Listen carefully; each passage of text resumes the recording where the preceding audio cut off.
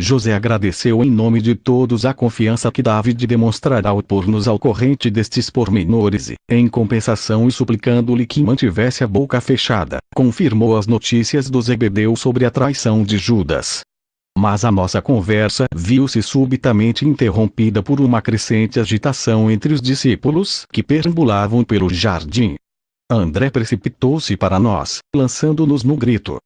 Correu a notícia de que Lázaro fugiu de Betânia. David sorriu, ironicamente. E quando André se afastou, comentou com tristeza: Não vos alarmeis. Foi um dos meus mensageiros quem levou a notícia a Lázaro de que o Sinédrio se preparava para prendê-lo ainda hoje. Tem ordem para se dirigir a Filadélfia e refugiar-se em casa de Abner. Não achei oportuno perguntar quem era Abner, embora imaginasse tratar-se de um dos adeptos de Jesus na Pérea, do outro lado do Jordão. José ficou muito impressionado.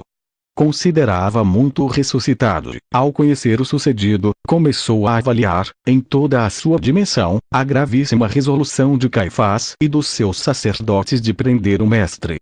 Mas, dominando-se, esperou pacientemente pela chegada de Jesus. Ia bem adiantada quando o gigante João Marcos voltaram ao acampamento, tão sós quanto tinham ido. Jesus desatou o lenço que atara em volta da cabeça e, apresentando um excelente humor, saudou os amigos, sentando-se junto do fogo tal como era seu hábito. Mas o acolhimento não foi muito caloroso. Aqueles homens estavam demasiado assustados e confusos para apreciarem os gracejos do mestre. No fundo, tinham se habituado à sua presença e aquele dia, sem ele, fora-lhes extremamente longo e vazio. Jesus notou imediatamente o ambiente tenso e as caras aborrecidas. No entanto, ninguém se atreveu a perguntar-lhe. Nenhum só teve coragem para lhe contar o que se dizia sobre a precipitada fuga de Lázaro. Apesar disso, o galileu procurou por todos os meios desfazer aquele ambiente carregado e, durante um bom tempo, interessou-se pelas famílias dos discípulos. Ao chegar a David e Zebedeu, Jesus foi muito mais concreto, interrogando quanto à sua mãe e irmã mais nova. Mas David, baixando os olhos para o chão, não respondeu. Era evidente que o chefe dos correios, que não paravam de entrar e de sair do acampamento, não queria afligir Jesus, anunciando-lhe que dera ordens para que Maria e a sua restante família viessem a Jerusalém. Naquele instante, ao observar a extrema delicadeza do discípulo, sentiu uma grande simpatia por ele. Aquele sentimento acabaria por se transformar-se em admiração, ao ver o seu comportamento nas duras horas que se seguiram à prisão de Jesus. Aquele homem, precisamente, e o seu corpo de mensageiros, iam constituir durante os negros dias que se aproximavam o cérebro e o coração do atormentado grupo, vendo que as últimas horas não estavam a ser tão íntimas e familiares como desejava. O mestre, fazendo uso da palavra, disse-lhes: Não deveis permitir que as grandes multidões vos enganem.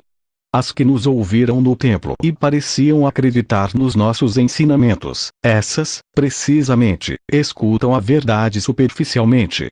Muito poucos permitem que a palavra da verdade lhes atinja com força o coração, lançando raízes de vida. Os que só conhecem o Evangelho com a mente e não o experimentam no coração não podem ser de confiança quando chegam os maus momentos e os verdadeiros problemas. Quando os dirigentes dos judeus chegarem a um acordo para destruir o Filho do Homem, e quando seguirem uma só orientação, vereis então como essas multidões fogem consternadas ou se afastam para um lado em silêncio. Então, quando a adversidade e a perseguição descerem sobre vós, ireis ver como outros, que pensáveis que amavam a verdade, vos abandonam e renunciam ao Evangelho. Haveis descansado hoje como preparação para estes tempos que se avizinham. Vigiai, portanto, e rogai para que, pela manhã, possais estar fortalecidos. Ao ouvir aquelas últimas palavras, Judas, que tinha regressado ao acampamento pouco antes de nós, levantou o olhar e fitou Jesus fixamente. Mas, com exceção de David e Zebedeu e de nós os três, nenhum dos discípulos associou aquela advertência com a iminente deserção de Judas Iscariotes. Pela meia-noite, o galileu convidou os seus amigos para que fossem descansar. Ide dormir, meus irmãos, disse-lhes com especial doçura, e conservai a paz até que nos levantemos amanhã, um dia mais para fazer a vontade do Pai e experimentar a alegria de saber que somos seus filhos.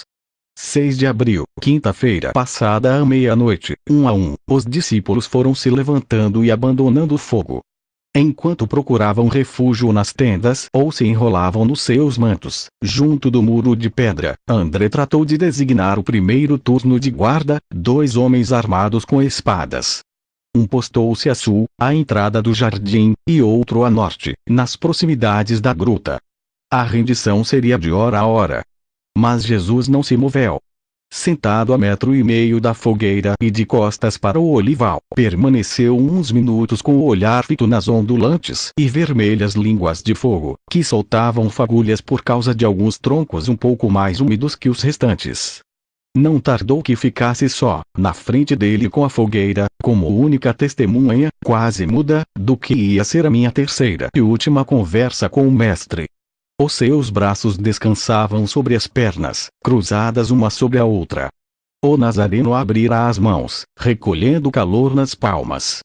Tinha a cabeça ligeiramente inclinada para a frente e os cabelos e rosto iluminavam-se e escureciam, ao capricho do agitar das chamas. A sua expressão, acolhedora e tranquila durante toda a noite, tornara-se grave. De repente, o coração bateu-me mais depressa. Brilhante, tímida e sem pressas, uma lágrima apareceu na sua face direita. Era a segunda vez que via chorar aquele estranho homem. Nem sequer respirei, comovido e intrigado por aquele sereno e súbito choro do Galileu. Mas Jesus parecia totalmente ausente. E, poucos minutos depois, lançando a cabeça para trás, inspirou profundamente, pondo-se de pé. Na minha mente agitavam-se uma infinidade de hipóteses sobre o estado de alma de Galileu, mas não me atrevi a mover-me. Vi-o afastar-se para o interior do olival e parar a 30 ou 40 passos de onde me encontrava. E assim permaneceu, de pé e de cabeça baixa, durante 1 hora. A lua, quase cheia, solitária entre milhares de estrelas, encarregou-se de banhar numa luz prateada, oscilando por vezes a uma brisa que entrava lentamente entre as folhas verde-brancas das oliveiras. Sem saber exatamente por que motivo, esperei. A temperatura baixara consideravelmente, fazendo tremeluzir os astros, envoltos por halos brancos, azuis e vermelhos. Durante um espaço de tempo que não saberia precisar, fiquei com o rosto perdido naquele negro e soberbo firmamento. Vênus, em conjunção com o Sol, por aquela data, não estava visível. Por seu lado, Júpiter, com um brilho cada vez mais fraco, grandeza 1,6, aproximadamente, levantava-se com muita dificuldade a oeste, a pouca distância do esplêndido cacho estelar das Pleiades. E, no mais alto, disputando entre si a primazia, as refulgentes estrelas Régulo, Capela, Aldebarã, Betelgeuse e Arcturo, envolvidas pelas constelações de Leão, Áuriga, Touro, Orion e Bootes, respectivamente. Jesus surpreendeu-me, quando alimentava a fogueira com nova carga de lenha. Jazão, disse-me, não dormes? Sabes como vão ser duras as próximas horas. Devias descansar como todos os outros. Sentado junto do fogo olhei-o com curiosidade, ao mesmo tempo que o convidava a responder a uma pergunta que estava em mim desde que o vira afastar-se para o olival. Mestre, por que razão um homem como tu necessita da oração? Porque, se não estou enganado, foi o que disseste durante este tempo. O Galileu hesitou. E antes de responder, voltou a sentar-se, mas desta vez junto de mim. Dizes bem, Jazão. O homem, enquanto padece a sua condição de mortal, procura e precisa de respostas.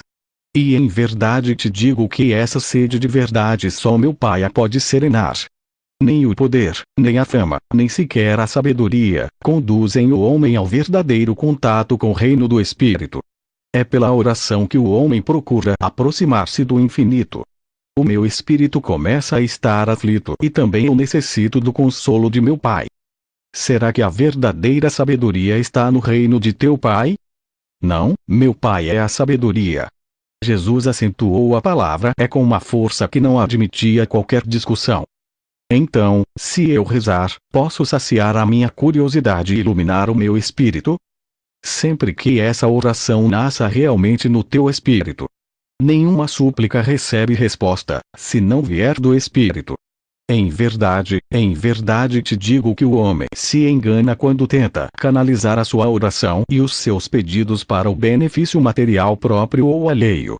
Essa comunicação com o reino divino dos seres de meu Pai só obtém a devida resposta quando obedece a uma ânsia de conhecimento ou consolo espiritual. O restante, as necessidades materiais, que tanto vos preocupa, não são consequência da oração, mas sim do amor de meu Pai. Por isso insististe tanto em procurar o reino de Deus e a sua justiça. Sim, Jazão. O resto sempre vos é dado por acréscimo, e como devemos pedir? Como se já vos tivesse sido concedido. Recorda que a fé é o verdadeiro suporte dessa súplica espiritual. Dizer que a oração, assim formulada, sempre obter resposta. Mas eu sei que isso nem sempre foi assim, o Galileu sorriu com benevolência.